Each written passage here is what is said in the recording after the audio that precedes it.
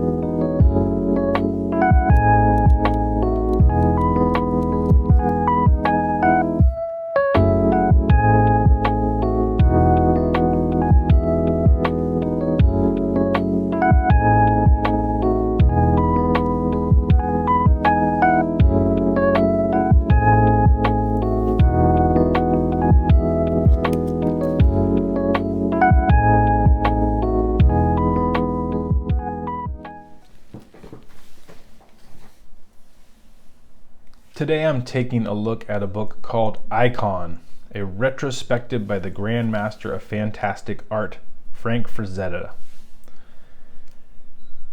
Now, Frank Frazetta is one of the most influential fantasy artists of the 20th century. And his work would have been seen on the covers of pulp magazines. He's got a really fine illustration style, his pencils, his inks, and he's mostly known for these oil paintings. So we have a foreword written by Rick Barry. He was a fantasy artist who helped usher in the digital era. And he explains the useful part of this technique. Frank Frazetta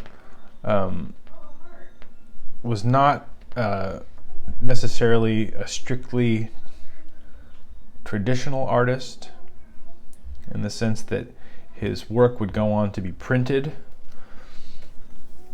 and he was just an amazing illustrator. Here's an introduction by James E. Bama, who was a contemporary of Frank Frazetta.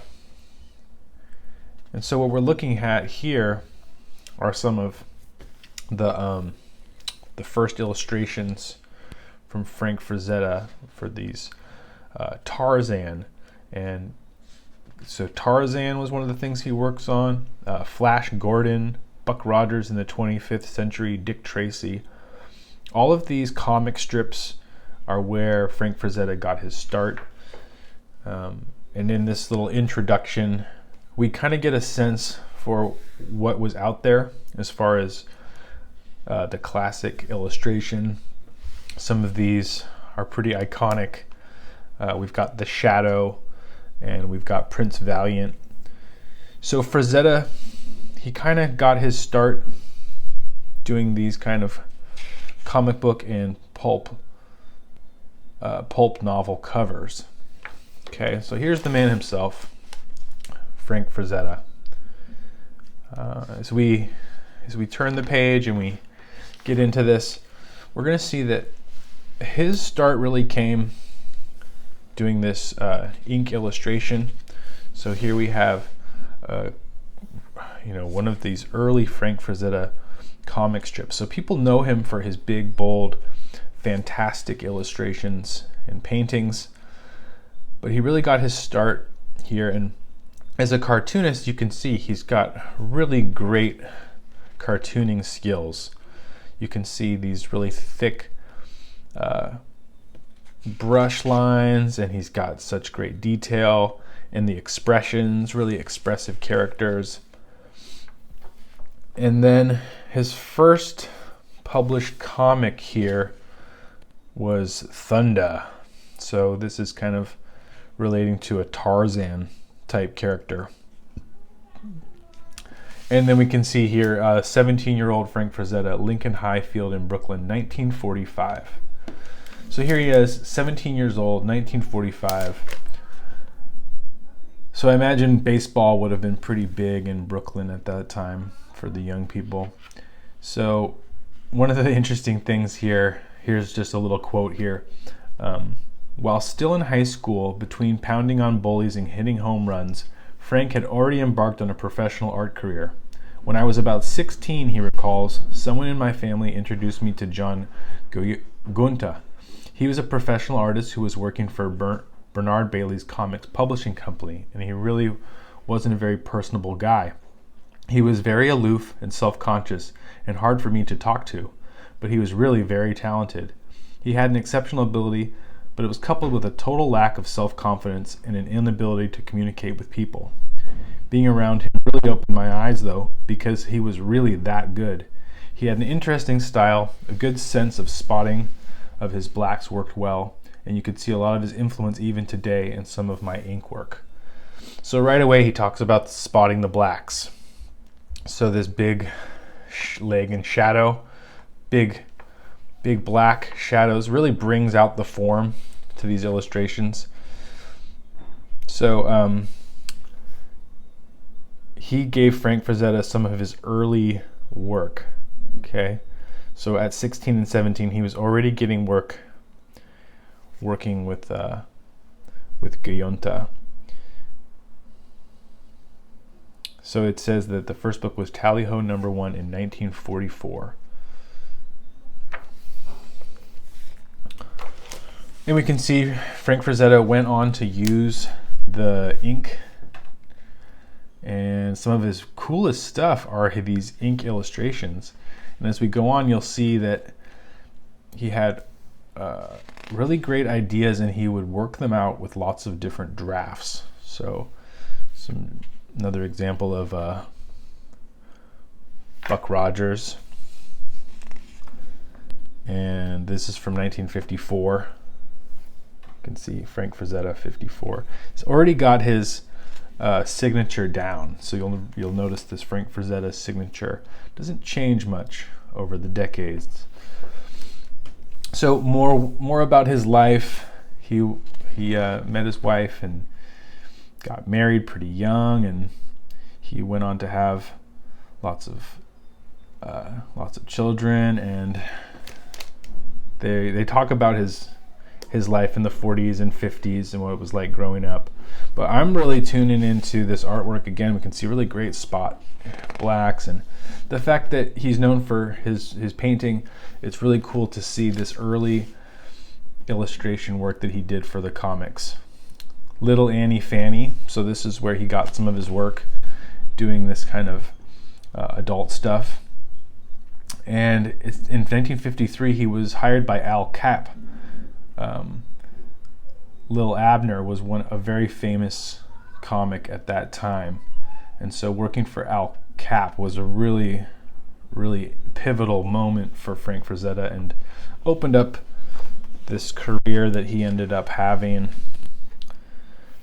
So it's fun to see these. I just love, here's some kind of horror. This is all done with some ink wash. This is just really great stuff. And here we can see his caricature of Ringo Starr for Mad Magazine 1964. Okay, so we can see this painterly style, really great portrait there, and you can see he's got those fundamental painting skills. So those of you who are looking to Frank Frazetta for inspiration, just appreciate the way that he uses color and shadows and can really bring out personality. So as we get into more of his history, you'll see that he ended up, here's a cool picture of the Frazetta kids on the left, and then on this side we have this is a painting from 1989. Okay, so he continued to work throughout all these decades. Here we have a little bit older. This is 1997 at his studio. So he ended up erecting his own museum on his property, and I really love seeing this early work from him. So he was getting paid to do these kind of caricature illustrations for big Hollywood films. This is After the Fox, starring Peter Sellers. So let's take a look at that. This is more of his motion picture and advertising work. And he really had these figures running around. This was like a very classic Frank Frazetta poster.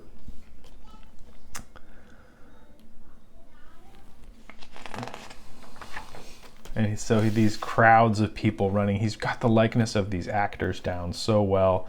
And you can see, he's really doing caricatures here, but capturing a lot of energy. So this would have been like in the 60s. He was doing the work for these movie posters.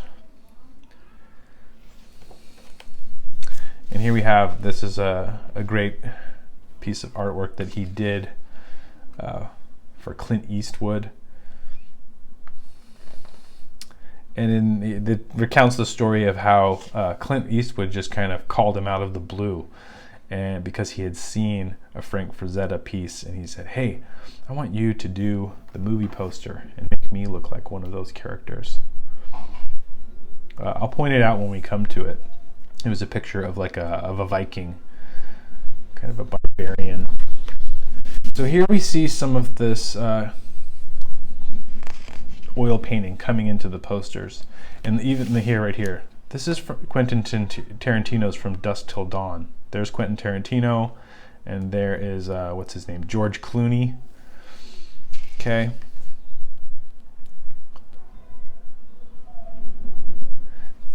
Apparently, it says here that they didn't actually go with this poster, which is a shame. Like, pretty iconic. And I can imagine Quentin Tarantino specifically requesting a Frazetta poster. So this film, 1996. So Frazetta still working up until the turn of the century there. Okay, here is where the book gets really great. And I love this close-up because you can see the texture of the canvas, and it really shows that he had a really fast style where we're almost, this is like so thin, we're actually seeing the under layers of the canvas. He wasn't putting on globs of paint. He was really just nailing this stuff the first pass. And you can see the texture of the canvas in this close-up. So this is where the book gets really good, and it goes through, what I really like is it'll have some illustration work that ties in to the painting that we're looking at. So this is Frank Frazetta in 1965, cover to Creepy Magazine by Warren Publishing. Oil on board. So this is canvas stretched on a board.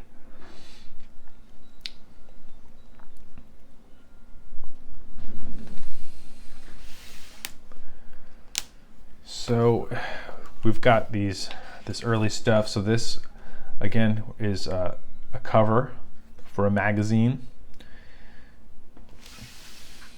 and so this would have been to draw you into the story. So I know Frank Frazetta primarily from his Conan the Barbarian covers, but he was also, he was working for the magazines, and he was doing these illustrations, magazines like Mad Magazine. This would have been Eerie Magazine. And I'm pretty sure this is before the Comics Code came along.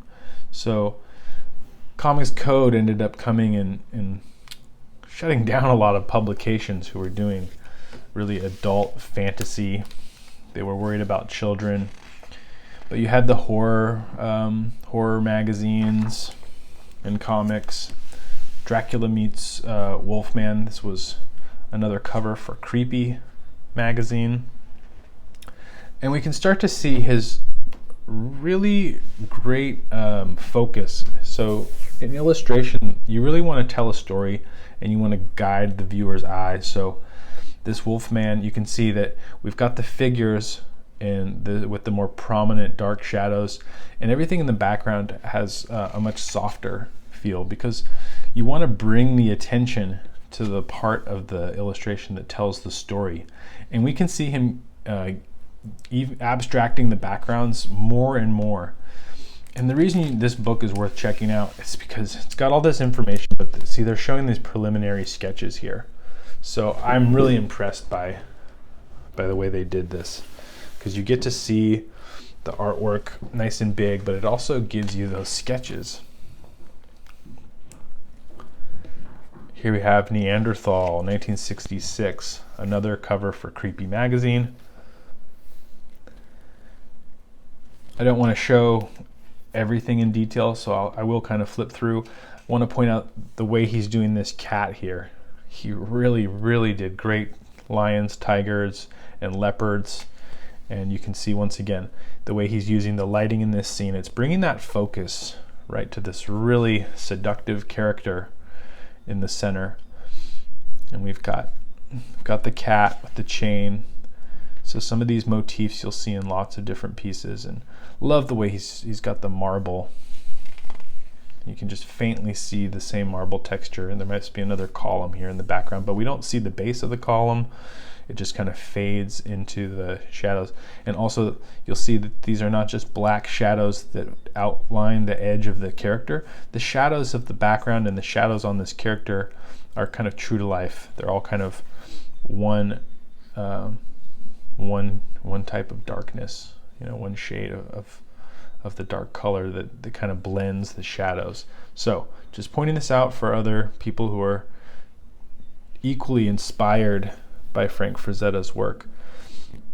Again, we're seeing that the shadows, this is just so natural to see that you do need a little definition to separate the characters, but you can see that the shadows kind of blend together.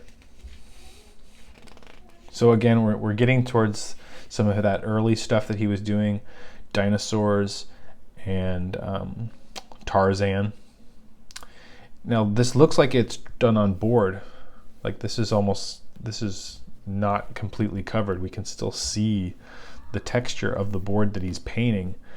So we see he just nails the stuff, nails the form and the shading, the shadows and everything with such a thin layer.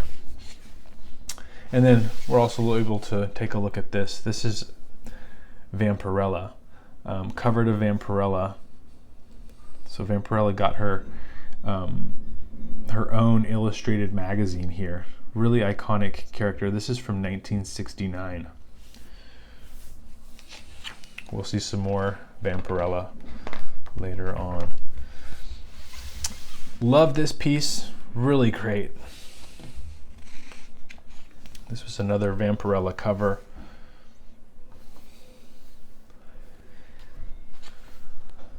The Executioner.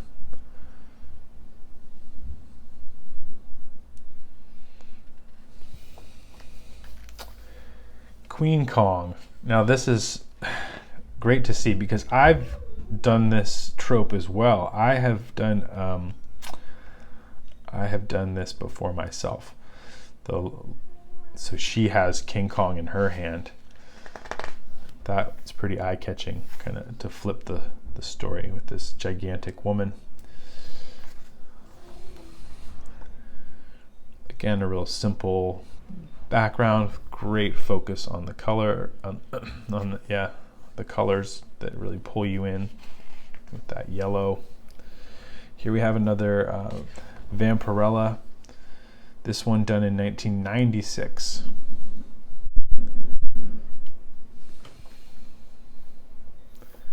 So that was Harris. Harris kind of had their own comic imprint, Harris Publishing, and so they've got the rights to Vampirella at this point. Okay, and here we have what Frazetta is most known for. He did this Conan the Barbarian cover in 1965. Robert E. Howard was famously producing these for the pulp magazines, and it was such an interesting era. What I have come to understand is that the writers were basically paid per word, and so these stories are really fun to read, and they're really great. So I've also heard that whoever story made it to the cover was going to get a bonus. So if these covers that had barbarians and seductive women on the covers would often sell more copies, so maybe more likely to be on the cover if your story included this type of stuff. So there's kind of a connection between what the writers were writing and how good the cover would do at selling the book. So again, here's the Robert E. Howard's Conan the Barbarian. Really cool preliminary sketch here. Conan the Adventurer, the first book published in the series in 1966, was an immediate success. Frazetta's portrait of Howard's character was menacingly unique, a composition that snarled its animal magnetism at it, an audience accustomed to sterile Steve Reeves-flavored interpretations of sword and sorcery characters. So this stood out at the time, based on the, this is Conan the Adventurer. He would later be called Conan the Barbarian, but you had Conan the Warrior, Conan the Adventurer. These were the classic Conan tales.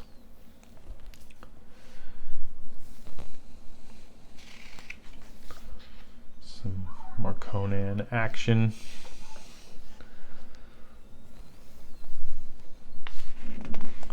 This is the cover of Conan of Samaria. So you can see here's Conan in his fighting stance. 1967.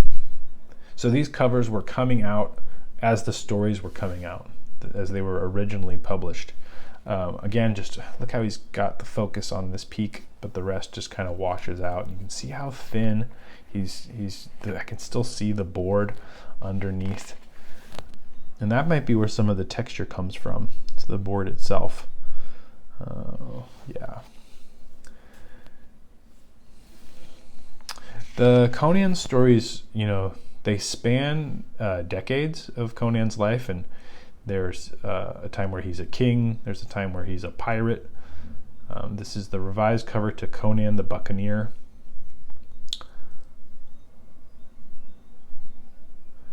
So I just read a great story called Red Nails, which has been retold and republished. You can just, you can see all the action and intensity here in this artwork. This would get you to pick up the story. And we have Conan of Aquilonia, Conan of the Isles, all of these different chapters in the Conan saga really give you the sense of this character who's just determined and really faces brutal challenges, and he's just got a strength and a quickness and just real accomplished fighter. You can see he takes on hordes of men and lives to tell the tale. And I love this serpent here. So there was in the Red Nail story that I just read, there were serpents that he had to face. There was even a witch. So there's just all of these great little fantastic elements. But as the stories progress, a lot of times what seems like something completely fantastic and ends up being more of a tangible, realistic threat. So there are some real magical elements, but a lot of times what is thought to be some sort of supernatural force ends up being a beast. So he's just flailing these opponents left and right, and this is just a mound of bodies. Pretty brutal. Okay, let's go through pretty quickly here. So more of this great Conan. I could talk about every single one of these.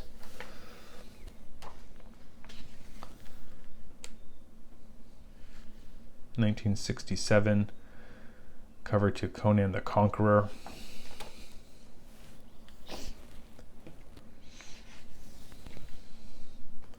This is cool. We can see how he's worked with this imagery. I think this is more than a color study. I think this is the original 1968 version, and we have him revising this cover. Again, this is Frazetta 1980. By this time, he's lost the Frank Frazetta, and you'll see he even had F Frazetta on some of those early comics, but now he's just got the last name Frazetta in his really iconic signature, and always puts the date, puts the copyright right on the page.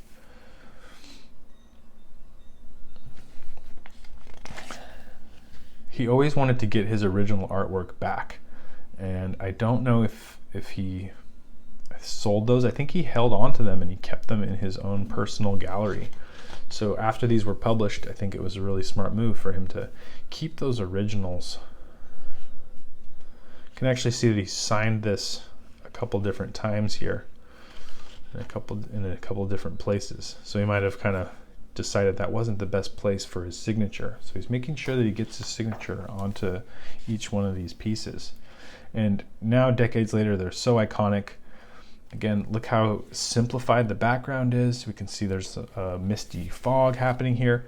And this shadow really creates this shape with this mass of bodies just all in one single shadow. Again, 1969, so we're still back when these stories were being originally published. And now we come to this is just an amazing piece. This is pencil and watercolor on paper. Okay, so we've gotten away from the oil painting, and this is just a watercolor piece. So hopefully we'll get to see, let's spend some time admiring the women that he used to paint here. We have another ink drawing with watercolor.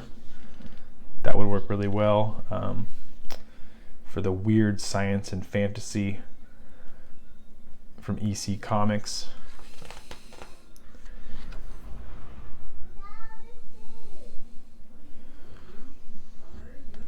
So this is just kind of taking a step backwards. So we've kind of shifted to kind of showing off some of his really fine illustrations that he was doing.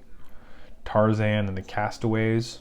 So, pre-Conan, he's really had this influence from Edgar Rice Burroughs' Tarzan. This is cover to The Son of Tarzan. Now, books can often, be published multiple times. You'll have a second printing or more. And so you could imagine the covers being revised. So when a publisher wants to republish, they might put a new cover on this. This is, again, watercolor on board. Princess of Mars, another Edgar Rice Burroughs story. There's also this really great pen and ink illustration here. This is really iconic for Frank Frazetta. He's got the damsel in distress. The hero with the sword here has to face this Martian, multiple armed Martian. And so we see this trope a lot. It's the hero coming to rescue the princess. And now we see, this is the cover here with the beast defeated.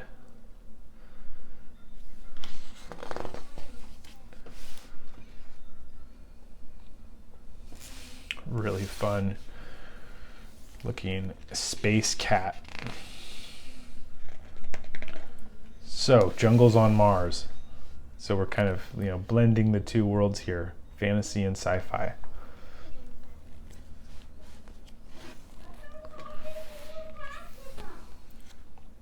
These are more covers, and we're coming up to the early 70s here.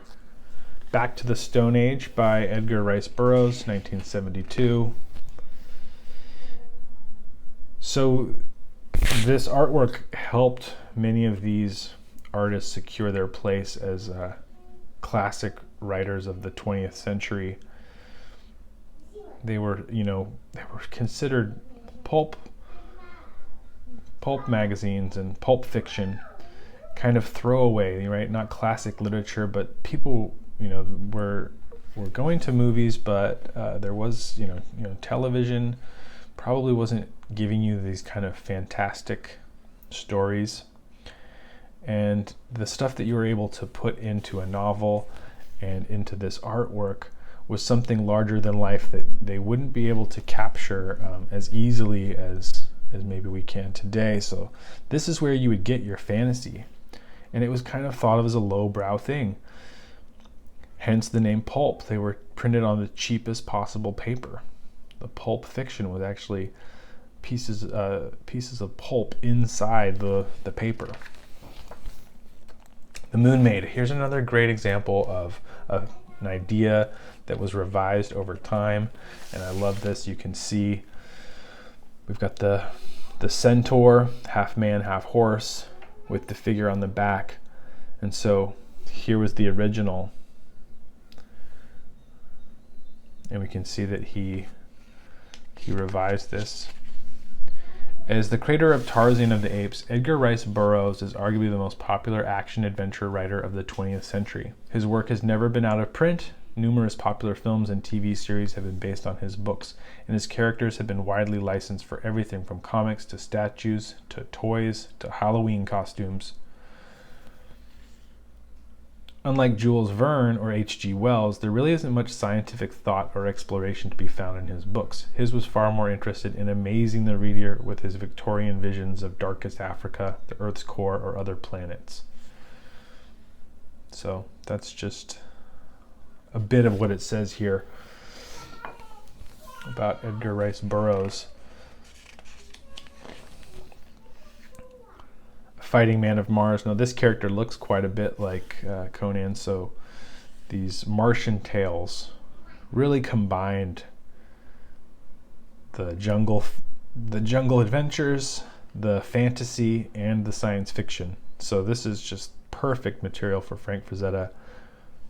Really great, again, illustration style where he's pulling in the detail, pulling the attention in with detail, and then having a real simplified background. We'll see that again and again here. So this is more of the back to the jungle theme and these kind of primitive, these somewhere in between ancient pre-human apes and humans here with these men of the jungle. We'll see that come up quite a bit in a lot of the artwork and the stories of the time.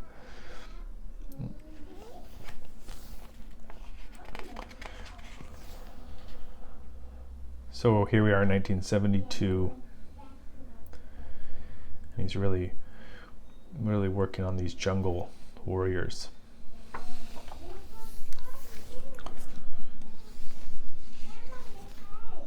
Cover to Witch of the Gate, 1972. And it says this piece here, The Countess, a fine art print for the L. Ron Hubbard Library. So L. Ron Hubbard, founder of Scientology, he started out writing these pulp novels, fantasy and science fiction. So that's interesting. Here we have another cover for a magazine, Strange Creatures. I love every single one of these pieces, and I could talk about all of them. I want to point out again, we've got a study. You can see the sketch to the final. So at this point, we're still 1972. Mothman, cover to High Times magazine, 1980. Cover to Godmakers. Okay, so this is really beautiful, kind of psychedelic with the colors coming through here, and it's completely abstract background.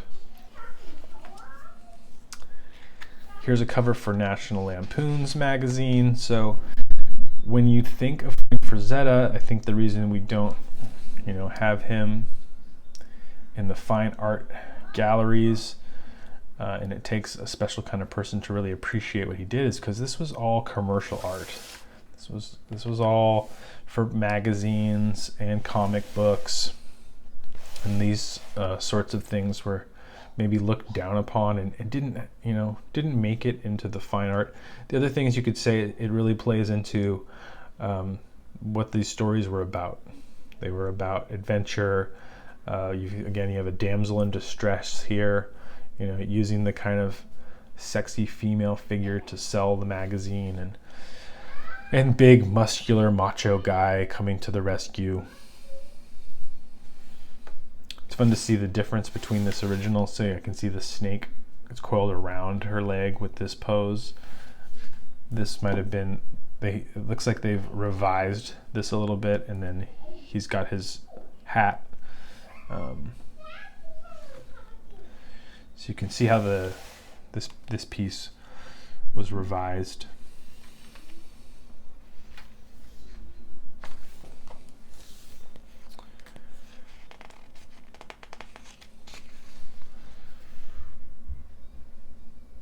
King Kong, another revised cover.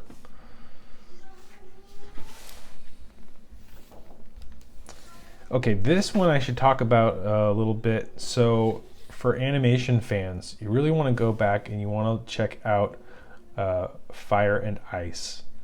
So this is kind of Frazetta's full-length animated film.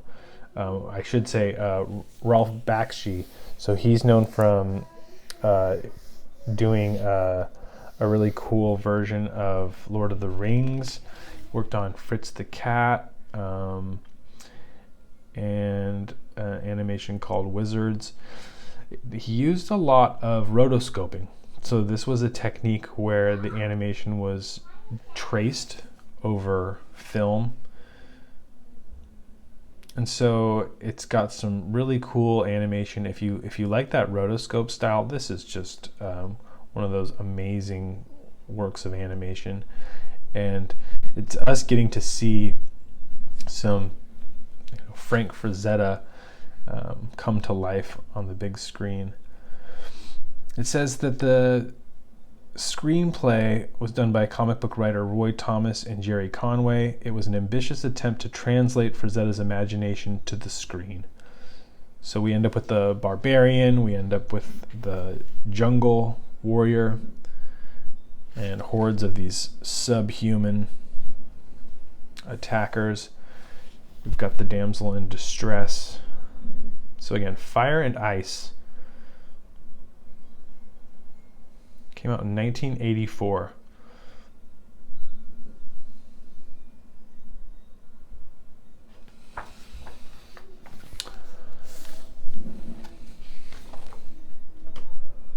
Okay, another paperback cover. So here we have another concept that's gone a piece of personal work. There's just a lot of great atmosphere here, so it's worth admiring up close. If you can see, there's all of these cats in the background. And then this is the original version. It says first published as a cover of Creepy magazine. So we've got this kind of iconic circular tree stump covered in these beastly cats. White gorillas. So yeah, let's just admire. He really had a knack for animals, and he would have used studies. We could compare this to someone like Norman Rockwell, who really had people sit for him for almost all of his poses. I think because Frank Frazetta comes from the comic book, he could make dynamic figures from his imagination, and a lot of these beasts, these are a combination.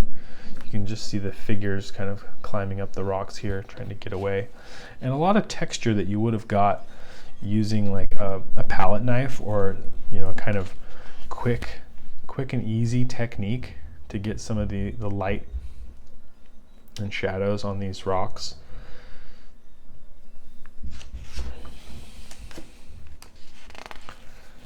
Cover to Ray Bradbury's Tomorrow Midnight, 1966. Okay, here's a really cool piece of personal work here. So this geisha girl, he was really into doing the female form. And there's like a combination here of kind of a traditional Japanese rendition of the face here with the more typical Frank Frazetta voluptuous body. And then here we go. Here is a study that he did. The Frazetta home is full of sketches, drawings, and paintings that few people outside the family have seen and which exist for no other reason than Frank wanted to do them. Some of his portraits of Ellie, their children, and Ellie's parents come from the 50s and 60s, very reminiscent of John Singer Sargent. I think that's a great thing to note. Frank's paintings of his wife are sensitive and non-exploitative, not only capturing her personality, but also perfectly exhibiting his skill at anatomy. So he had his wife as a model to pose, and he could do studies.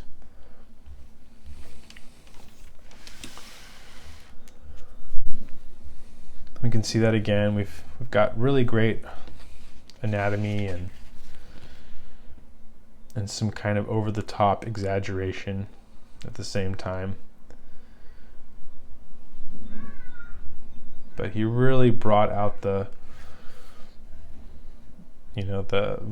roundness and the form of these muscles and the voluptuousness. The figures always have a real weight to them and a real good sense of volume. So again, we can admire these really, really great female forms here. This is one of my favorite Frank Frazetta pieces, this sled being pulled by these polar bears.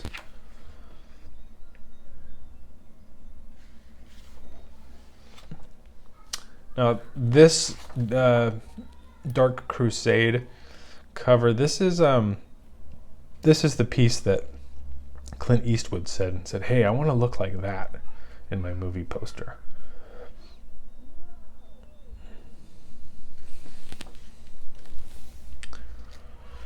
This is a revised cover to Heavy Metal magazine, dating from 1990.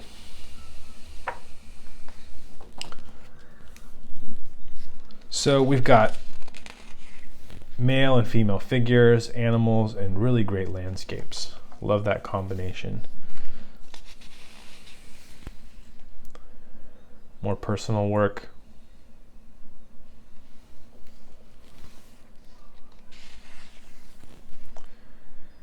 A promotional painting for the Doubleday Western Book Club. So Western books, that was another big theme in pulp. The pulp books was westerns. We had, fantasy, sci-fi, westerns, romance.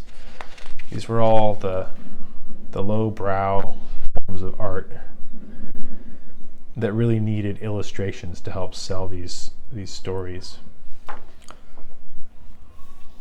It was kind of like television at its time, right? You could pick up, if you had to travel somewhere, you could pick up a quick pulp novel, and you might just choose the story based on the cover you saw. So we really saw a high demand for illustration like this.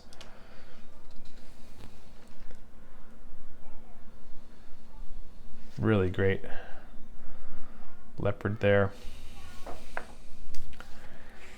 And so we did get some sci-fi, but even when Frank Frazetta was doing sci-fi, it had that sense of fantasy, that real primal human form, really minimal clothing, kind of sets her apart from the world that she's in, with this kind of high-tech world. This is cool. This is the cover to She from Crusade Comics, 1995.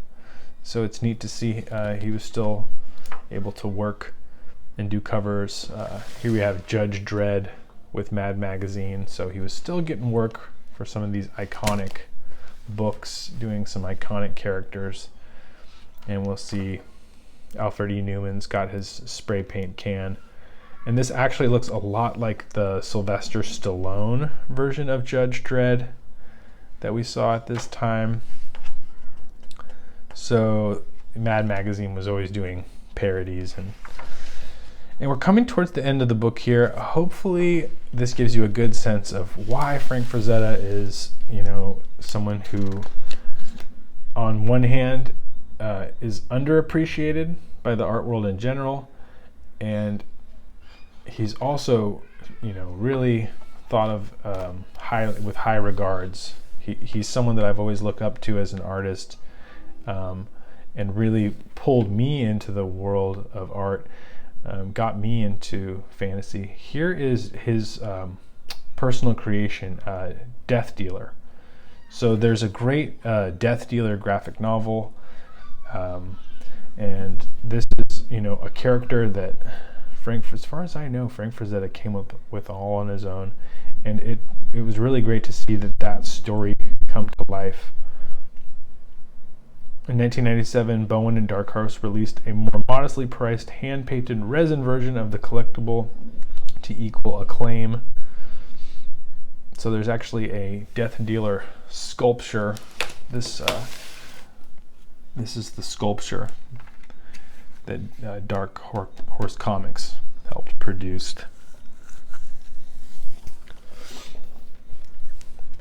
So here we have more Death Dealer.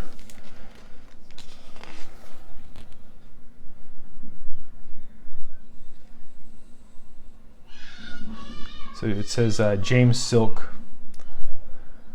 helped publish this Death Dealer novel. James Silk is the author. And so this character, Death Dealer, is just really synonymous with Frank Frazetta himself. 1989. These are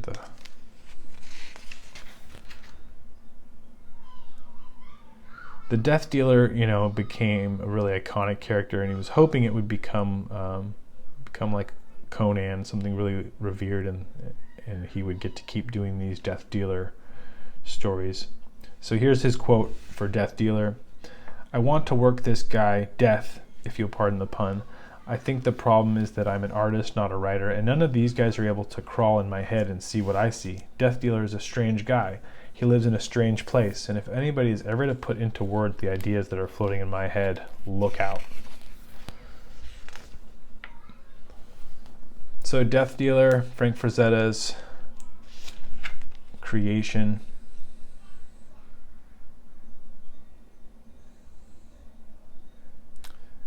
Ended up making its way into music and comics, and started out with some of these iconic Frank Frazetta paintings.